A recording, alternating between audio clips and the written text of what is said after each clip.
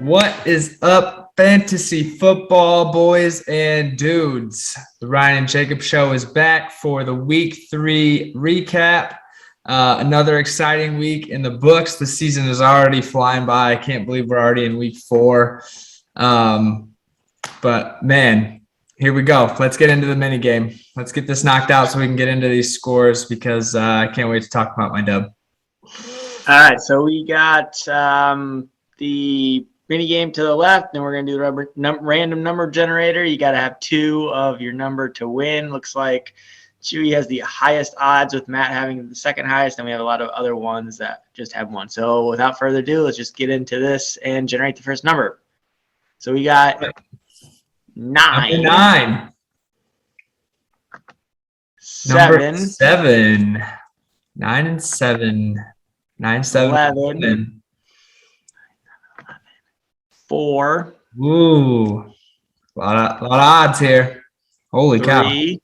9, 7, 11, 4, 3. 4.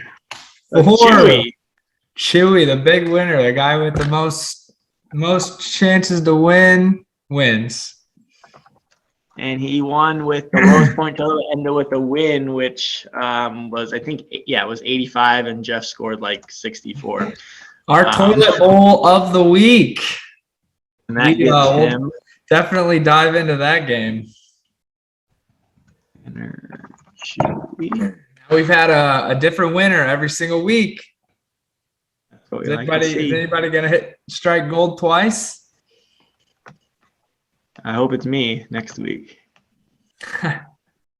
All right, so then we'll just kind of get this deleted here, and then okay, so that goes for the random generator test, and now we can get into the scores, and we will start with the commissioner's score or game.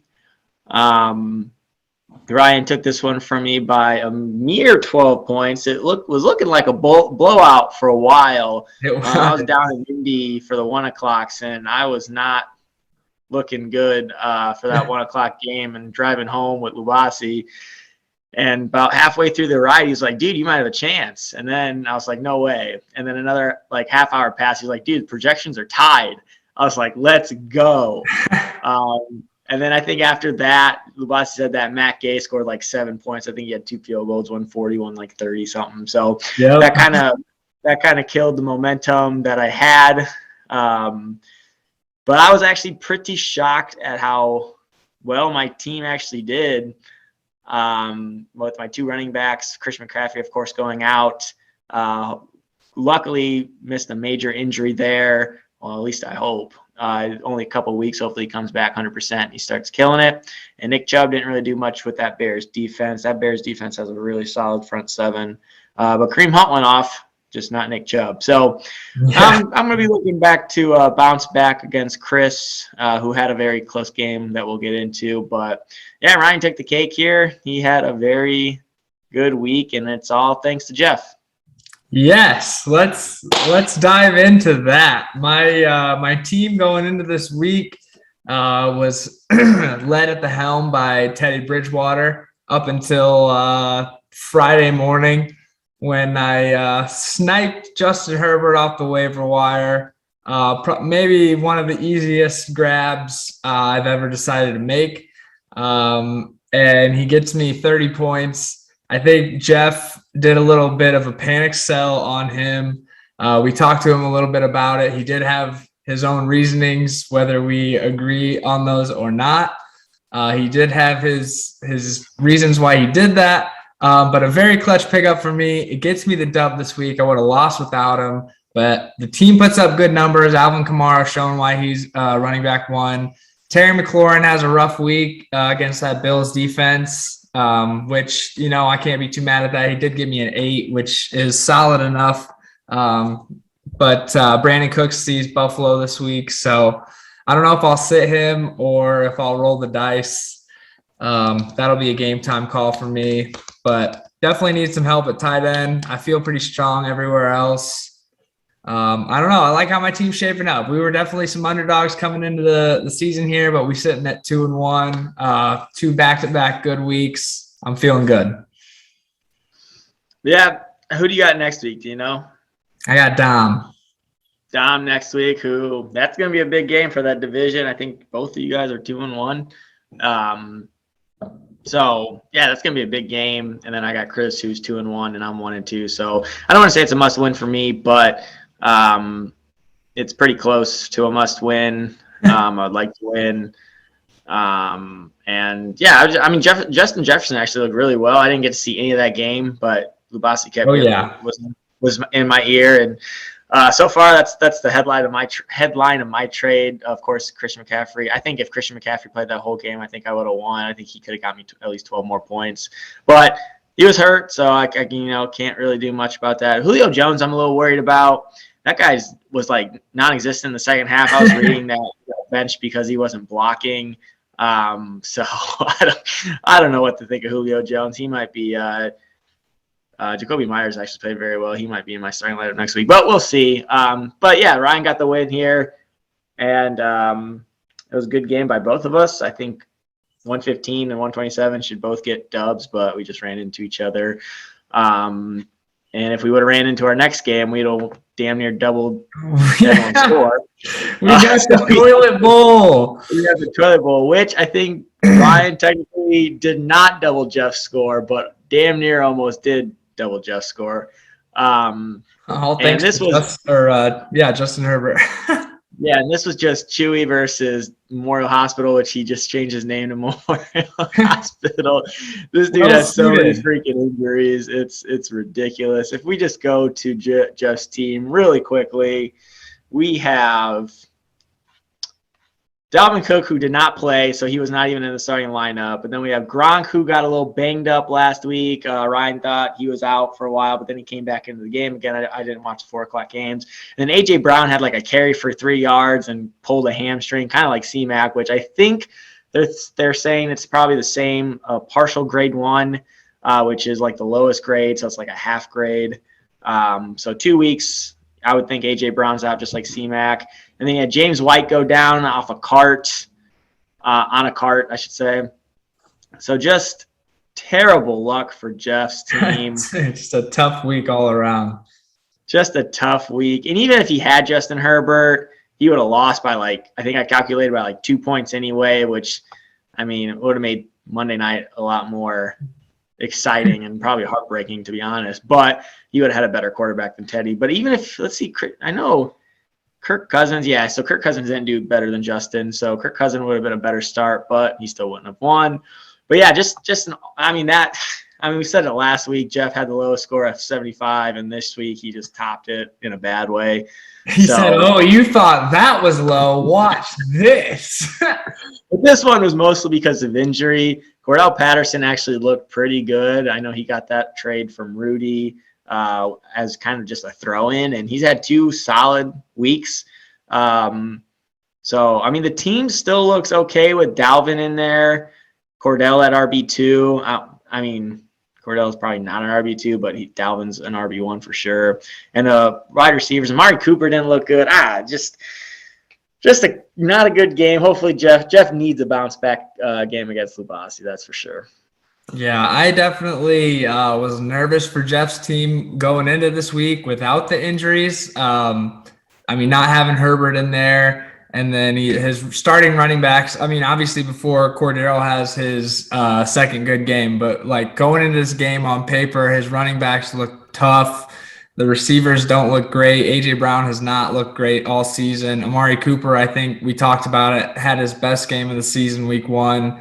Probably isn't going to score higher than that for the rest of the year. But 4.1 is not what you want to see out of your wide receiver 2, especially with how hot that offense was last night.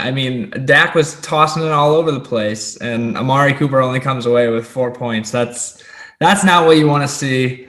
But a big surprise really of the week, I think, is Chewy, who's been a very strong team at the beginning of the season, and then he comes in and just drops a dookie ball. This is just uncharacteristic of the way his team looked week 1 and 2. Yeah, I mean, I think last week against me, the RBs I think both of them got single digits. Taylor might have got like a 10 or 11, but I was afraid those. I'm not afraid of them, but I was afraid for Chewy of those RBs because Taylor has not looked the best this year. He got stuffed at the goal line a couple times last week and just didn't really do well this week. And David Montgomery, I mean, that Bears offense needs to find an identity either with Justin Fields or somebody because they got like 4 total yards the whole game. And then he had Deontay Johnson, who's hurt. I don't know how long he's hurt, so he had a plug and play Sterling Shepard. But DJ Moore, I think DJ Moore is probably his best player, at least where he was drafted, because we watched that Thursday night game together, and DJ Moore was getting literally every single look possible. Yeah. And then when C-Mac got down, he was getting even more looks. So DJ Moore looks definitely like a nice sleeper pick that Chewy got, and he's going to be a good wide receiver 1 for Chewy all year. Yeah, but other than that, this team is not looking as scary as we thought before. I mean, when you break down like some of these guys, like you said, these running backs are not looking awesome right now. DJ Moore, excluding him, his receivers aren't looking the best. He trades away Brandon Cooks, who would have been a great receiver for him. Gets Darrell Henderson, who's hurt, on the IR. I don't know, man. Chewy's team is not looking super great right now. Hopefully he can turn it around, but I'm not as scared as I was a couple weeks ago after week 1. Yeah, Chewy's team, we'll see how he does. I mean, he got the win, so I guess he's not really worried because I really wouldn't be worried. He's 3-0. I don't know who he plays next week, but whoever he does play, I think he plays James actually, so that's going to be a very good game for our division because I think we have all division games maybe. I'm not too sure. I think that's actually week 5. Don't know though. But yeah, we'll see how. I mean, I'd be sitting back relaxing still if I was Chewy. Oh yeah, with the 3-0, I mean, you got to be happy about that, but you can't be super ecstatic about how the guys look right now. Yeah, you definitely can't. And then we go to James and Lubasi's game, which was a very close game. It didn't come down to the wire, though. James was trailing pretty much the whole time, and then Cooper Kupp kind of went nutty like he always does, and then got it to be this close. And then Lubasi had a flex guy he didn't play, which he was going to play Devontae Smith. He got 4.3. But Lubasi had this game pretty much all day.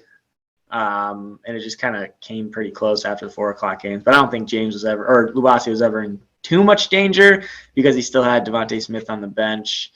But I don't know. Cooper Kupp with another touchdown. James wins this game. But James's team and Lubasi's team had a good week. Josh Allen came alive. That guy was slinging the ball this week. Yeah, he had a great game. Even got a rushing touchdown in there too. 37 ball. I mean, Lubasi's got to be feeling good about him right now. Diggs hasn't had like a super crazy game yet, but he's definitely putting up some solid numbers. I mean, maybe not as high as he drafted him numbers, but I mean, he's putting up good enough numbers to help Lubasi put up some solid scores. He gets his first dub of the year this week. I mean, Mike Will is looking like a wide receiver 1, though. I'll tell you that. That guy is putting together a hell of a year, and he's got the best quarterback in the league right now throwing to him. So don't see him slowing down at all. I think the only thing that will slow Mike Williams down is injury. I think he's gotten hurt the last couple of years on I don't want to say freak accidents, but I think it's his legs, hamstrings usually go out. But I know I think he's sick of Kyle Pitts. I think this was the day that Pitts was supposed to do something, and that Atlanta team just does not look good. I was going to say this on Jeff's team because Rudy, when trading Calvin Ridley, saying he wasn't a top 10 wide receiver this year. And I mean, that offense does not look good, but we'll see in Rudy's score. Miles Sanders put up less than what Calvin Ridley did. But, that Atlanta offense, I'm super glad I don't have anybody on that team because it's maddening to watch that offense. Like, we were watching Red Zone for the 1:00. And that game was like never on. Like they were never, them or the Giants were never in the red zone. It was just it's just unwatchable, damn near, as in a fantasy perspective. The Atlanta offense looks tough. I can't imagine Bossie's going to roll Pitts out again. He's had 3 weeks of just not promising numbers. He's got Hooper on the bench, who scored a touchdown this week. So I mean, yeah, I got to think that he's probably sitting Pitts for the foreseeable future.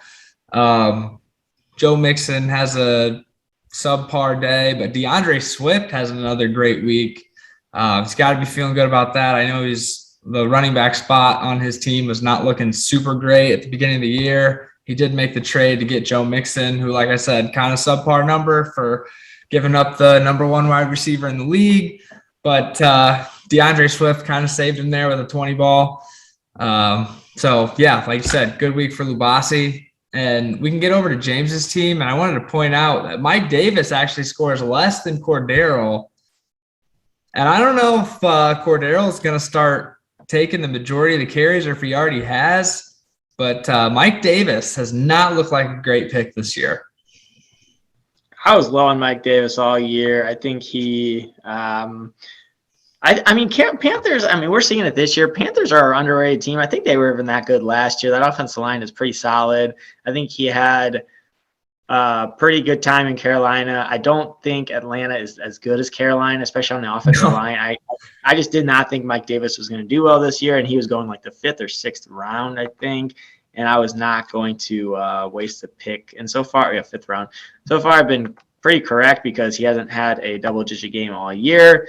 And it's interesting that James also traded James Robinson, who put up a 20 ball this week. And I probably would have done the same because he's got Tyson Williams, he had a backup, but Tyson Williams sucked last week. So James. Well, look, he only got 5 carries though. That Ravens-Lions game was really weird. Like the Lions looked like they were about to win.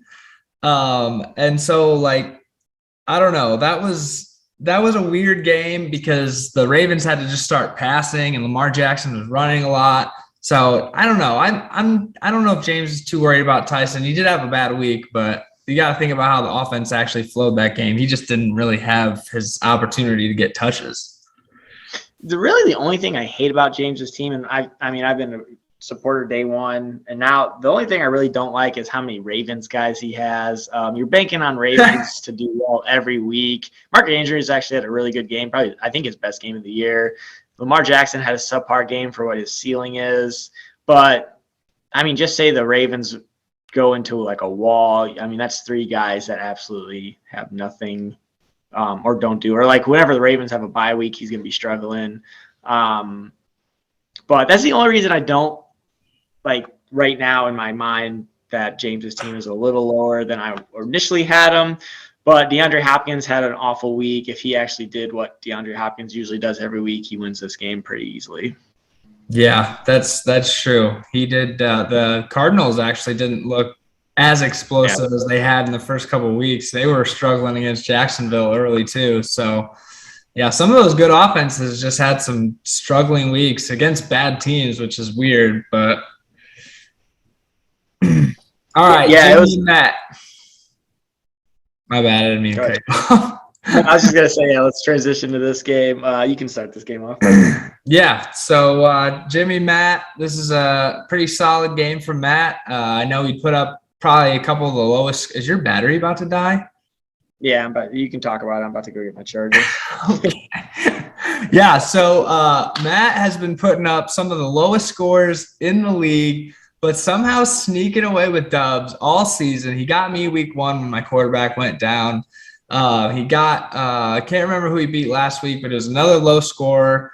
I think it might have been Jeff. Might have been Jeff dropped that 70. But then he actually comes out this week and puts up his best score of the season. He makes the trade for Dak Prescott, who I think may have had a better game than Mahomes. I will have to check that when we get to Rudy's team. But Dak Prescott puts up a great game. He's got Alexander Madison with Dalvin Cook out, who puts up a great game. Najee Harris finally looks like he's a first-round running back. So, no, Mahomes got him by 2. Yeah. But close enough. I mean, like we said, the gap between them is basically a centimeter. And then Antonio Gibson had like a 70-yard touchdown catch, which basically gave him almost all his points. But I mean, Matt's team looked great. George Kittle looked great. Justin Tucker hit like a 66-yard field goal, longest one ever made. I feel like Matt maybe should have got like 5 extra points for that, but I don't know, dude. He came out and his team actually looked better than it has all season. So things are looking up over here on Matt's team. Yeah, the only really thing about Matt's team is wide receivers. Robinson, again, Bears offense just needs to find a flow. Rondell Moore had nothing going his way. And then even on his bench, you got Brown, who had COVID. Then you had Robbie Anderson, who had 1.3. And then T. Higgins, who I think T. Higgins was hurt, wasn't he? Yeah, I don't know if he played. Yeah. So, I mean, the wide receivers aren't strong, but he has a lot of depth. And you can, I mean, this week just showed how strong they are, which at the lowest point, they combined for not even 6-7 points. That's a worry if I was Matt, at least. But running backs, definitely, he's not going to have Madison every week. I think Dalvin's probably going to come back this year. So it'll be interesting to see how Matt does this week versus Johnny, who's a very good contender in that division. But yeah, looking at Jimmy's team, I mean, not great. A lot of single digits here. Yeah, I mean, my trade with him had Damian Harrison, Tyreek Hill, Robert Woods all put up single digits. Tyreek Hill, again, we watched that game a lot with each other, and Tyreek just did not look like he was playing the game. I don't know. Like, Tyreek looked really explosive week 1 and then got shut down week 2 and then kind of got shut down here too. Robert Woods, I think that's the Cooper Cup show. Glad I got rid of Robert Woods. Damian Harrison, I'm not too sure what happened to Damian Harrison or that game. I don't know if you know, but 2.1 is definitely his lowest score of the week, and hopefully he picks it up because I was really a Damian Harrison fan. I was actually pretty sad I gave him up. I mean, that New Orleans defense is not bad. So, I mean, he may have just ran into a tough D. Let's see how many carries. C only got 6 carries. 2 receptions, went backwards. But, I mean, it just looks like he just didn't get a lot of touches, didn't get a lot of usage. I don't think I saw too much of that game in particular. So I'm not really sure how it was going, but it looks like they lost pretty big. So I'm going to guess that they probably had to go into pass mode somewhat early. That might be why Damian doesn't get a lot of touches in this game. So I don't know if you're worried about that just yet, if you're Jimmy, but you definitely don't want to see that, especially from a guy you just traded Christian McCaffrey for. That's a tough spread on those 3 guys there. Yeah, dude, and he won the most bench points for our minigame, and you can see why. James Conner looked good. Cole Beasley, I think he might have had a touchdown. Well, I think every single person on the Bills got a touchdown last night or that game. Jamal Williams got a touchdown. I know that. We watched that happen. His bench was crazy. Great bench performance. Damn near outscored his actual team. Yeah. Like 2 points. That's nuts. Yeah, Jimmy's going to have to find some courage. I don't know who he plays next week, but man, that guy needs a win. He did get 25 out of Davante Adams, who was another one of his trade pieces. So I'm sure he's happy with that. Melvin did have a good week too. He looked good out there, and Javonte Williams was still getting carries, but Melvin he couldn't be stopped. Yeah, and so far that trade with Lubasi was his best trade. Even though C-Mac's hurt, Justin Jefferson went off, and Julio, I don't know what I'm going to do with him. Justin Jefferson was the only one who pretty much went off on that trade. Of course, C-Mac got hurt. So I don't know who Jimmy plays next week, but he is in dire need of a win. But we'll go to this game, which was the closest, and it literally came down to a Greg Zerlin missed extra point. If he would have made that extra point, Chris would have won. He would have got 117.04.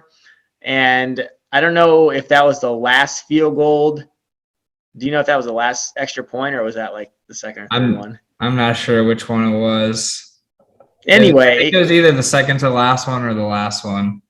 That is just – if it was the last one and Chris was watching it and he was like, okay, all I need this is him to make it to win, and you just see it go wide left, I would be mad the rest of the week. Yeah, that would be pretty tough. Yeah, I don't remember which extra point it was. Dallas scored a lot of touchdowns. I was kind of losing track, and hardly anyone pays attention to the extra points anyway, but I wasn't sure which one that was. 7. Yeah, I mean – oh, no, I think they had some field goals. I was going to say, what did they score? 7 touchdowns? But no, that's not right. 5 or 6. He got 4 points. So he had 6 extra. He had 6 extra points, 5 makes, 1 miss, gets you 4. But yeah, I mean that's just sickening. If Chris actually watched it, I know I would have watched it and I would have just been so just down. It wouldn't even be funny. But his team did well. Jalen Hurts had a really bad game, but he actually had not a bad fantasy game. 20 is not bad for a quarterback, especially how late Chris got Jalen Hurts. So I think he'd take 20 any day. And for as bad as Jalen Hurts and the Eagles looked, if they actually do look good next week, 20 points is probably easily attainable. Oh, yeah. I don't even think Derrick Henry got a touchdown that game. So having 18 without a touchdown, I mean, that's good. And I see him next week. So I'm not loving how bad his team did and how good it actually turned out. Yeah. So that James Robinson in the flex spot. It's crazy. Yeah, I wonder who Jacksonville plays. Yeah, I'm going to be looking at matchups. I know Derrick Henry plays the Jets, who he'll probably run over a lot, but hopefully they'll rest him a little bit. They don't want him getting hurt for the second half because they'll probably be up like 50-0. But yeah, I mean, Chris, like I said, bad week, but a very good score. If that's your team playing bad, you take that every single week. I mean, I don't even know if I'd call that a bad week. He gets double-digit spots out of like 6 of 9 positions. That's pretty decent. Right. What I'm saying, though, is Jalen Hurts had a bad game, got 20. Derrick Henry, who usually is a touchdown fiend, gets 18 without a touchdown. James Robinson was the only really guy who really looked good. I really don't know about his receivers. I don't know. Well, Allen actually looked good. I mean, Allen just gets a lot of targets. He just gets those little slant routes. I think Pittman put up his highest score of the season. Yeah, I don't think Pittman has been looking great this year, but he did look good. Nope, he got 16. Oh, he did get 16 last week. Well, either way, I think that's pretty good out of that spot too. I don't know. I think Chris has a good week here. He just, I mean, obviously a couple. Darren Waller, 7.9. You hope to see more out of that. But I mean, really, he had a pretty good. I see what you're saying that Jalen Hurts had a bad game, but I mean, he still put up a good fantasy score, like you said. So I wouldn't say that Chris's team overall had a bad week. I think he had a pretty good week. I mean, yeah. I mean, I'm saying if that's your bad week and you put up 115, it's a fucking great week. So then it's not your bad week. But all of his guys didn't do what they were supposed to do. That's my point. All right. Not like all of his guys, but most of his guys. Like I said, Hurts and Derrick Henry, which are his 2 key guys. I mean, Hurts got his projection. He did what he was supposed to in fantasy. Yeah, but Eagles sucked. That team was awful. Yeah, but they just the Cowboys just kept scoring, so Jalen Hurts just got to keep throwing more. Right. All right, let's get over here to Dom's team. Yeah, this is who I play next week too. So this is big for me. I gotta scope out these players and see what I'm getting into. Tom Brady had another great week. Aaron Jones. Clyde Edwards-Helaire actually came alive this week, so hopefully that was just a fluke. Don't want to see that next week. Chris Godwin still looking good, scored another touchdown. But Marquise Brown, probably the most buttery fingers of all Butterfingers. Imagine being Dom, losing this game, and then remembering how many passes Marquise Brown dropped. 2 of them, I think, were touchdown passes. I'd be Dom should have won by like 30 if Marquise Brown actually. Football. That was bad. Marquise Brown did not look good. I'd be surprised to see him in Dom's starting lineup next week, but you never know. He could have a very good bounce back game. But yeah, I mean, and Tom Brady, fun fact, Tom Brady and Chris Godwin play the Patriots on Sunday night, which Tom Brady is going to want to show out. So if I were you, I would not want to see that matchup, and you do have that matchup. So that would be a good game. Well, it probably wouldn't even be a good game. I think Tampa Bay runs them over. But I think Tom Brady has an excellent game against his former team. I mean, the Patriots defense is better than their offense. So I don't know. I guess maybe that's my slight bit of hope that they can do something to hold him down, because I think you're probably right that he's going to want to come in there and like go lights out, shut the place down. But I don't know. I think I'm hoping that the Patriots defense is also fired up, that he's back and they want to do nothing but sack him and pick him off and maybe score a touchdown, whatever they want to do, and just, Oh wait, not score a touchdown. I'd be surprised if actually Dom plays Patriots D. I think he's going to waiver wire somebody, but I'll take the picks though. That'll just be offset, whatever. I'll take that. Yeah, but I mean, Dom had a good week. Everything on his team did well except Marquise Brown. CeeDee Lamb, I didn't really watch that Cowboys game, but 8 isn't the best score. What did he get? He only got 3 receptions.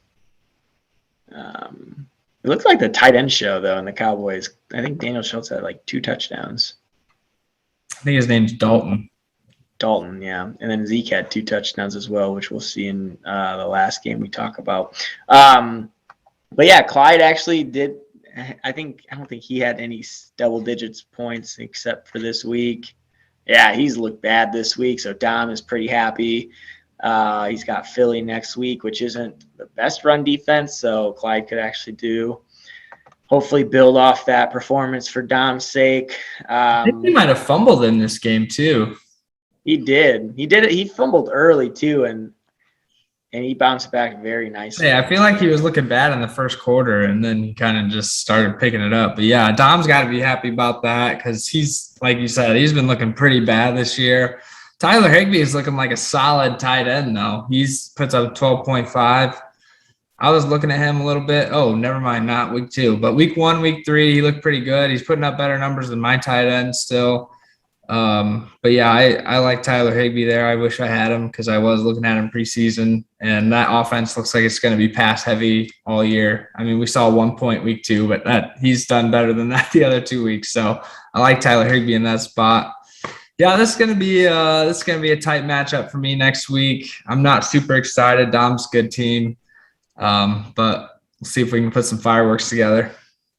Yeah, it should be a good game. It could be a good game to watch. But then we'll go to the last game of the week, which was kind of a blowout.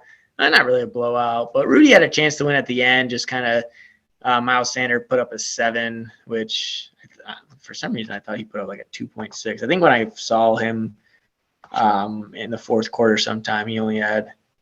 That's Barkley. What am I looking? That's Barkley. But he had a great bounce back week this week. Speaking of putting up the 18.4 after 2 subpar weeks, we knew he was going to be a little limited in those first couple games, but he let loose on this one. He puts up a score that we are used to from Saquon, so that's got to be an encouraging sign for Rudy. Yeah, I've always thought Saquon was going to take off around week 4 or 5 because his limitations will be done, but that could also be bad news, because that's, of course, more work equals more injury prone. But yeah, Miles Sanders, going back to him, 7 points, not great. Calvin Ridley got 10 on that trade, and that was Rudy's main guy to get was Miles Sanders. But of course, Eagles offense just didn't look good, and like you said earlier, they just relied on the pass because Dallas just could not be stopped. But his wide receivers, there's the Tyler Lockett we know and love, puts up like 100 points in 2 weeks and then puts up a 5. Yeah. And he's just your typical boomer bust guy. 24, 27, then 5. Russ actually didn't look good. We could have saw that on Chewy's team. Just that Seahawks team had fits with Minnesota at Minnesota.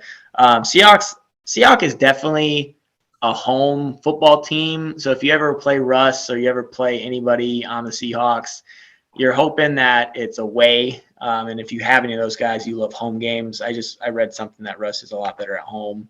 Chris Carson is fine away though. He had a plenty good week this week in Minnesota. So it was mostly Russell Wilson was I don't know if it was an article or a tweet or something like that, but they were talking about Russell Wilson.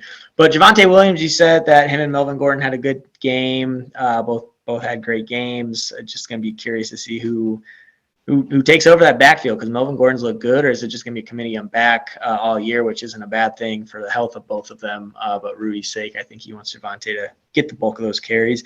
Patrick Mahomes, we talked about Dak and him not being too far away. And you see here, Mahomes didn't have a great game. That Chargers gave him fits, especially towards the end of the game. But, I mean, not a bad week by Rudy. 109 is a respectable score, but Johnny's team just was better and looked a lot better. Yeah, and one thing about that, Javonte Williams, the Broncos were obviously they shut him out. My elite number one defense shut them out, and they were basically running the entire second half. Like, it was mostly runs.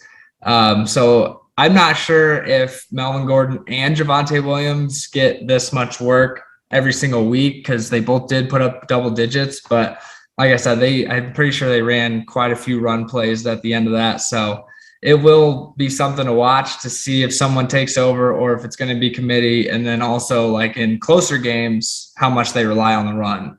So I don't know. Javonte Williams, I'm not super sold on him. Rudy sent me about 400 trades with him in that this season.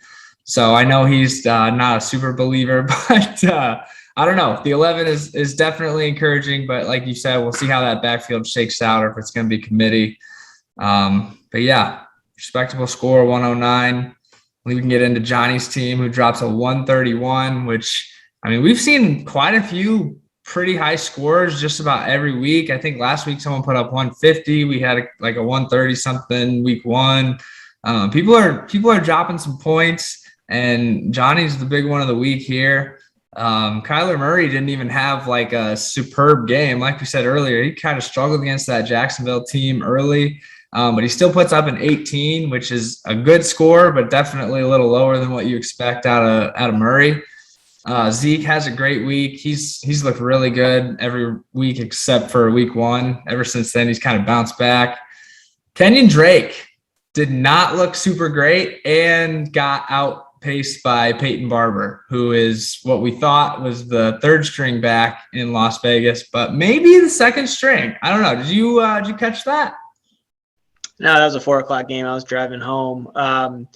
But I mean, just going off that, his running back two without Josh Jacobs, and even with Josh Jacobs, in my opinion, because I still don't love Josh Jacobs, is a big question mark, because Ronald Jones only got 1.1.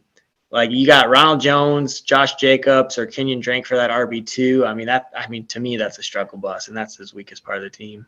Yeah, but obviously, as you can see by his score, that didn't really matter, because then you got a great wide receiver core in DK Metcalf, who I think we all knew was going to be great. And then Adam Thielen, who's having another good season. I think people thought there was going to be a lot of regression with him this year, but he's looked pretty good week in, week out, double digits every week. I definitely was not high on Thielen coming into the season, but man, he's still showing out. It looks like that Vikings offense is a lot better than I expected. They look good, and Thielen looks good. Justin Jefferson, like on your team, obviously went off. So yeah, I mean, Johnny's team looks pretty scary. Jamar Chase has scored, I think, in every single game. He's putting up very respectable numbers. Yeah, I mean, look at that. That's for a rookie wide receiver. Those are some pretty good numbers. Not a lot of receptions, though. That's the one thing that's kind of scary, I guess. He's got a lot of touchdowns, but those touchdowns and receptions touchdowns are definitely going to go down. So the fact that he's getting as low as receptions, I don't know about his targets. You don't see, I guess targets are right here. Targets aren't that high either. You'd like to see Jamar Chase get a little bit more targeted, especially with T. Higgins out last week. He still only got 5 looks, but that's a story for another day. He has looked great, though, this year. Yeah, and after all the speculation about him not being able to catch the balls and all this other stuff, like I mean, the narrative was definitely going against him, but he's fired back and he's looked really good. Yeah, Johnny's team overall it's looked a lot better than we expected after seeing it draft night. I know we threw a little shade his way on the draft recap. We didn't think his team looked that strong, but he's come in and proved us wrong. It looks pretty good. Yeah, Johnny's team has definitely been a surprise. And before we go, we can just look at just the week 4 just to see the matchup. So we got me versus Chris. Should be a good game. We got James versus Chewy. So, yeah, this is all division games. So we play in each other's division, every single person. We got James versus Chewy, which is a big game in our division. We need someone to knock off Chewy. And then we got Lubasi, and then we got Jeff. Jeff's looking for that first win. Hopefully he can somehow squeak by Lubasi, who had a really strong week. And then we got Rudy and Jimmy. Jimmy's probably, I don't want to say his best chance to win, but Rudy, as we said, hasn't looked that great. So Jimmy should have a chance to get his first dub here. Then we got Dom and Ryan, which is the both 2-1 teams in that division. I guess Johnny. Oh, and then we got Johnny and Matt, who are 3-0 and 2-1. So, yeah, two big divisional games here with Dom and Ryan and then Johnny and Matt. This week's definitely going to shake up the standings and really kind of get those gaps going. I know we have another week late in the season that we have all divisional games, so that's going to be probably the biggest week of fantasy football just because it'll be later in the season and we actually kind of know who is going to be playoff bound and who's not. So this is going to be an exciting week. This is a fun week. And I think week 5 is everyone plays out of division. So we all play each other outside of our division. So it'll be fun to kind of be on the next one. In 2 podcasts, we can kind of talk what the record was and kind of face off who's got the best division. Yeah, should we look through here and pick the game of the week? I have a vote. I would probably pick Johnny and Matt. That's what I was gonna pick. Yeah, I think one. Matt is. I said it on the Facebook page today. Matt is probably the weakest 3-0 team that I've ever seen. I give him his props. He had a good week last week, but he's put up some really low scores and squeaked by with wins. And I think now he's playing the highest scoring team in the league. Does Johnny have the most points? I think he does. James by 5. All right. Well, one of the 2 highest scoring teams, and Matt's going up against him. So let's see if he can keep that 3-0 record. I like to put the game of the week stamp on Matt and Johnny. Yeah, and I'll get out the game of the week. I always forget. I always want to do like game of the week Sunday morning, but then I forget Thursday happened, and it's like crap. Some guys already played, so it's not even good to pick a game of the week and do votes and players have already played. So I'm going to try to do Thursday before the game to do the game of the week so we can keep those votings up. All right. I like it. We are off to a season, boys. The standings are tight. Nobody's out yet. We got 2 0-3 teams left and 2 3-0 teams left. So Are we gonna have any zeros in any columns at the end of this week? That's the big question. What do you think? Yeah, I mean, I think we see an 0-4 team and Jeff, and I think that's it. I think Jimmy gets a win. I think Matt gets a loss, and I think James outscores Chewy. So I think we see one last person vying for a win in Jeff's team after this week. Jeff's team. He is having a rough start to his first season in the league. He does have a little bit of a spotlight on him, I feel like, because he's technically the new guy. We all know him. We all love him. But he is technically the new guy in the league, and he's really off to a struggling start. We hope you get your first win this week, Jeff, but I gotta agree with Jacob. I don't think this is the week just yet. Lubasi's team looks pretty strong last week, so I hope you get the dub. I would love for Lubasi's name to really be emphasized. So I do hope you get your first dub, but I agree. I think the only zero that stays with us is Jeff's, and everybody else gets a 1 in the column this week. So sorry, Jeff. Yeah, it should be a fun week. Yeah, just to go points for. There's that. Nothing really too crazy. Just Matt. We said that already. Points against though. Let's see who's got the most. So Rudy and Lubasi are up there. I'm fourth, and Jimmy's third. So yeah, we've ran into some competition. Rudy being the most. So I think Rudy was against that 150 of James last week. So that's always going to put you up pretty high. But yeah, it's going to be a good week. Week 4. I can't wait for Thursday night game. I think is Jacksonville and whoever they play. So I'll be watching James Robinson. So it'll be a fun week. Yep, fun week. I'm ready. I'm ready to move to 3-1 and hopefully be tied for first in my division after this week. But we'll see. I'm excited. All righty. Woo! All right, boys. I think that wraps up the week 3 recap. We'll catch you on the Facebook page this week for some votes, I'm sure. Everybody get the lineup set and good luck. Peace. Peace.